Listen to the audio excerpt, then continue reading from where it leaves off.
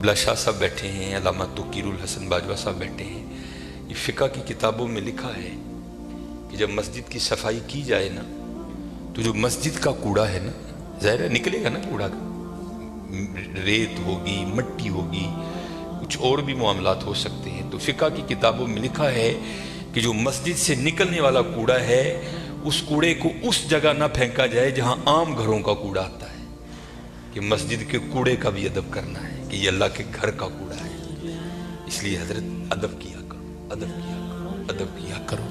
ادب پہلا کرینہ ہے محبت کے کرینوں میں. اس لیے جب کبھی اللہ جل شانہ کے گھر میں آنے کی توفیق ہو جائے نا تو اپنی آوازیں پست رکھا کرو، یہاں آواز بلند نہیں کرنی ہے.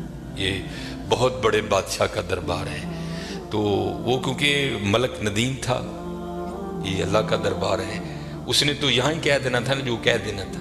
کہا یہاں بھی جائے گا لیکن آپ کو خبر نہیں ہوگی آپ کو کس انداز میں کہہ دیا جائے گا. کیونکہ بزرگوں سے ہم نے سنا ہے کہ وہ کسی کو لاٹھی لے کر مارنے نہیں آتا، لیکن کیا کرتا ہے بندے کو مت پٹھی ڈال دیتا ہے پھر. اس لیے ہمیشہ حضرت اس کا ادب کرنا ہے، اس کا احترام کرنا ہے. میں نے جب پڑھا نا کہ حضرت سیدنا عمر بن خطاب امیر المومنین رضی اللہ تعالیٰ عنہ آپ مسجد کی صفائی خود کیا کرتے تھے، آپ مسجد کی صفائی خود کیا کرتے تھے. اس لیے حضرت اس گھر سے پیار کرو، اس گھر کی خدمت کرو، اس گھر کو سجاؤ، اس گھر کو سنوارو. جس کسی نے بھی اس گھر کی خدمت کی نا تو حضرت پھر وہ خالی نہیں رہا کبھی بھی. یہاں حضرت دنیا کے دو ٹگے کے جو چودھری ہیں ان کی کرو تو کچھ نہ کچھ مل ہی جاتا ہے حضرت. وہ یہ تو حضرت بادشاہوں کے بادشاہ کا گھر ہے، تو اس کی کرے گا تو اسے نہیں ملے گا، اسے اتنا ملے گا کہ نسلوں سے بھی ختم نہیں ہوگا. لیکن دکھ کی بات یہ ہے کہ حضرت آج چودھریوں کے درباروں کا بھی تقدس قائم ہے، آج چودھریوں کی مجلسوں کی بھی رونقیں قائم ہیں. لیکن دکھ کی بات حضرت ہم نے پتہ نہیں اس گھر کو کیا سمجھ لیا. نہیں حضرت وَأَنَّ الْمَسَاجِدَ لِلَّهِ، یہ اللہ کا گھر، یہ ایسا گھر ہے حضرت اگر آپ آ کر خالی بیٹھ ہی جائیں نا، کچھ بھی نہ کریں، صرف آ کر آپ بیٹھ بھی جائیں گے تو جتنی دیر بیٹھے رہیں گے آپ کے نامہ اعمال میں نیکیاں لکھی جائیں گی. یہ ایسا سونا گھر ہے. اور حکیم صاحب رحمۃ اللہ تعالیٰ نے تو اکثر فرمایا کرتے تھے کہ بھائی سانو تے جو ملے ایتھوں ہی ملے ہے، سانو تے جو ملے ایتھوں ملے ہے. ابو بکر صدیق کو جو ملا مسجد سے ملا، حضرت عمر کو جو ملا مسجد سے ملا، حضرت عثمان غنی کو جو ملا مسجد سے ملا، حضرت سیدنا علی المرتضیٰ کو جو ملا مسجد سے ملا، ہمارے بڑوں کو جو ملا حضرت مسجد سے ملا حضرت. اور آج جو ہمارے گھروں سے رحمتیں رونقیں بھاگ گئی ہیں نا، اس کی وجہ یہ ہے کہ حضرت ہم نے یہاں آنا چھوڑ دیا ہے، ہم نے یہاں آنا چھوڑ دیا ہے. اس لیے یہاں آؤ بھی اور اس کا ادب بھی کرو اور اس کا احترام بھی کرو. یہ بہت بڑی جگہ ہے. جیسے میں نے کہا نا حضرت ہم دنیا دار ہیں نا، ہم نے پیسے کو بہت کچھ سمجھ لیا، حالانکہ پیسہ کچھ بھی نہیں ہے حضرت. پیسہ سب کچھ اللہ کی ذات ہے حضرت. اگر وہ ہے تو پیسہ کام آئے گا، اگر وہ نہیں تو پیسہ کیا کرے گا یار، کچھ بھی نہیں کرے گا. یہ مولانا روم علیہ الرحمہ مثنوی شریف میں آپ لکھتے ہیں کہ کوئی بابا جی تھے اور مال ان کے پاس بڑا تھا، اللہ نے بڑا مال دیا. وقت نزاع آ گیا، ان کو پتا تھا جو میرے بیٹے ہیں وہ نکمے ہیں، مال میں نے کمایا ہے، یہ عیاشی کریں گے، اجاڑیں گے، جواب اللہ کے حضور مجھے دینا پڑے گا. علماء سے صوفیاء سے ان کی سنگت تھی، صحبت تھی، مشورہ کیا. انہوں نے کرتے کیا ہیں، انہوں نے 2 وصیتیں لکھی.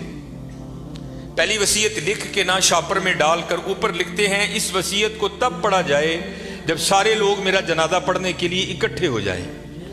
ایک اور وصیت لکھی، اسے شاپر میں ڈالا، لفافے کو بند کیا اور اس کے اوپر لکھا اس وصیت کو تب پڑھا جائے جب میرا جنازہ پڑھ دیا جائے.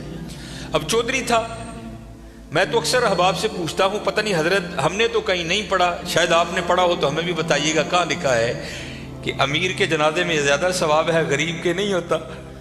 غریب کے جنازے میں آتا ہی کوئی نہیں حضرت. پاس سے بھی گزرے گا اپنی دکان پر بیٹھے رہیں گے، غریب کے جنازے پہ کوئی بھی نہیں جائے گا حضرت. اور اگر جنازہ ہو کسی امیر آدمی کا، ہمیں اطلاع کسی بھی راہ صلاح سے مل جائے ہم ضرور پہنچیں گے حضرت. اور یہ میں نے اب دیکھا ہے حضرت، پہلے جنازے پہ کون ملا کرتا تھا کسی سے، اب جناب جنازے پہ بھی لوگ ایسے ملتے ہیں جیسے شادیوں پر ملا جاتا تھا. اور اس کا مقصد کیا ہوتا ہے، پاجی دھیان رکھیو میں بھی آیا جی تے جے کل کو میرا مر گیا تو تسی بھی آنا جی. अजीब रंग लग गया यार।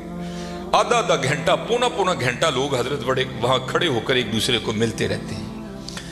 लोग जनाजा पढ़ने के लिए आ गए, इमाम साहब भी खड़े हुए, आपने लोगों को नीयत बताई। तो जो बाबे का बड़ा बेटा था ना, वो कहता है मौलवी साहब अब्बा जी होरां ने 2 वसीयतां कीतियां ने। पहली वसीयत पर उन्होंने लिखा है इस वसीयत को तब खोल के पढ़ा जाए जब सारे लोग मेरा जनाजा पढ़ने के लिए आ जाएं।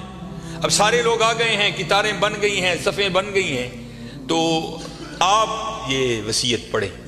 ये मौलाना रूम लिख रहे हैं, सन 700 हिजरी में मसनी शरीफ आपने तसनीफ की।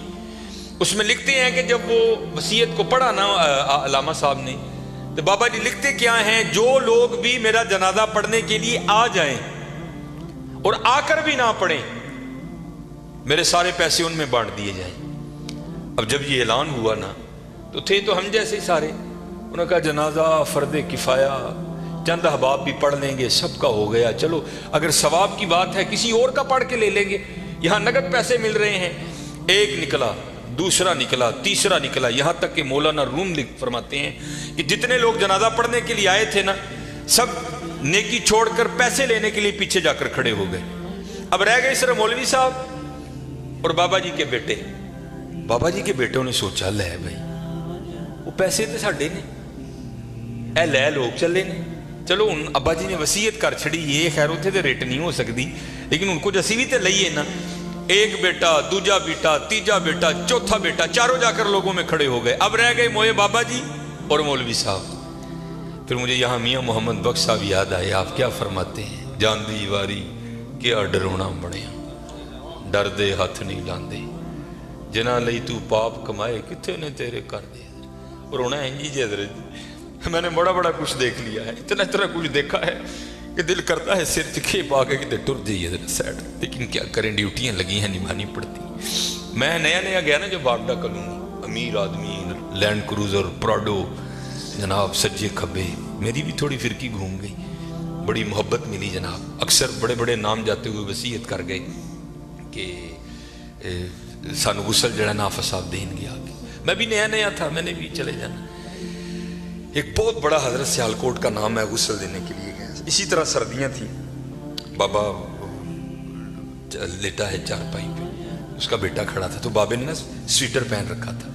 स्वेटर भी कोई माड़ा स्वेटर नहीं हजरत, ब्रांड का स्वेटर, कई हज़ार उसकी कीमत होगी।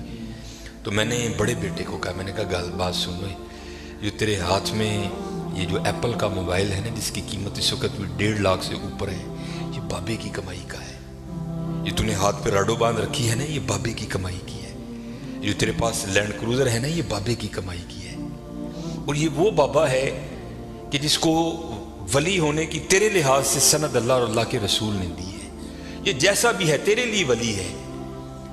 जिम्मेदारी मेरी है, जे तू कहें तो मैं बाबे का स्वेटर एने तेन ला के दिना वा कि बाबे ने तकलीफ नहीं होएगी, तो स्वेटर तू रख ले, बाबे का स्वेटर है, ऐसे सदके तेरिया मौजा ने पाया कर।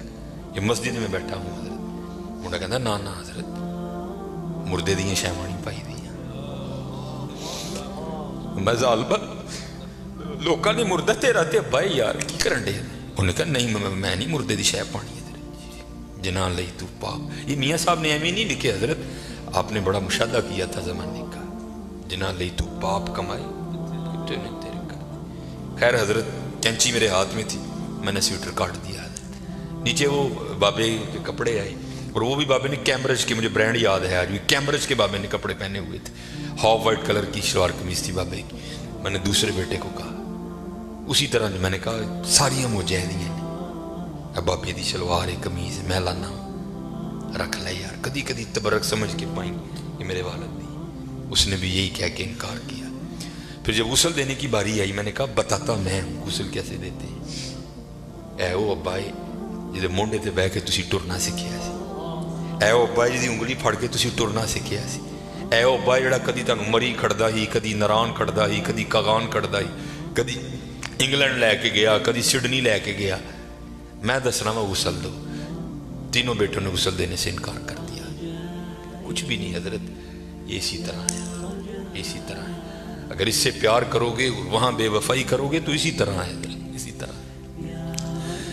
सारे खड़े हो गए, रह गए मौलवी साहब और बाबा जी। सारे लोग पैसे लैन खड़ोते, چار ملنگ پہ لنگن